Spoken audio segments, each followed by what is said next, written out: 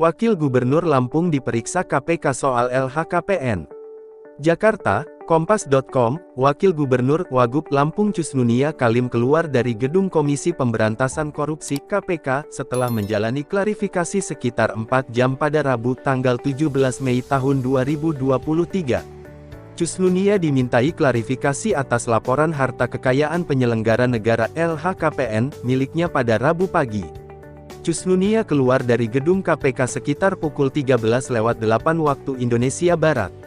Namun, ia tidak memberikan komentar apapun ketika dimintai keterangan oleh awak media yang sudah menunggunya. Cusnunia hanya terus menundukkan kepalanya dan bungkam saat awak media membanjirinya dengan pertanyaan seputar harta kekayaannya. Sebelumnya, pada Rabu pagi Cusnunia mendatangi Gedung Merah Putih KPK untuk menjalani klarifikasi LHKPN. Ia tiba di gedung KPK sekitar pukul 8.53 waktu Indonesia Barat.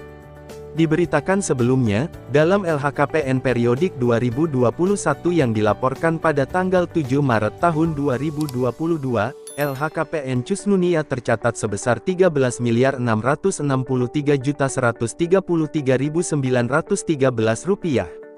Dari jumlah tersebut, sebanyak Rp6.877.100.000 diantaranya merupakan tanah dan bangunan. Asetnya yang terbesar berupa tanah dan bangunan seluas 1.737 meter persegi, 54 meter persegi di Jakarta Selatan.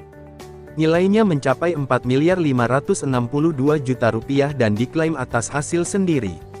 Kemudian, ia juga tercatat memiliki alat transportasi dan mesin senilai Rp425 juta yang terdiri dari mobil Honda Accord sedan tahun 2010 dan Toyota Alphard tahun 2014.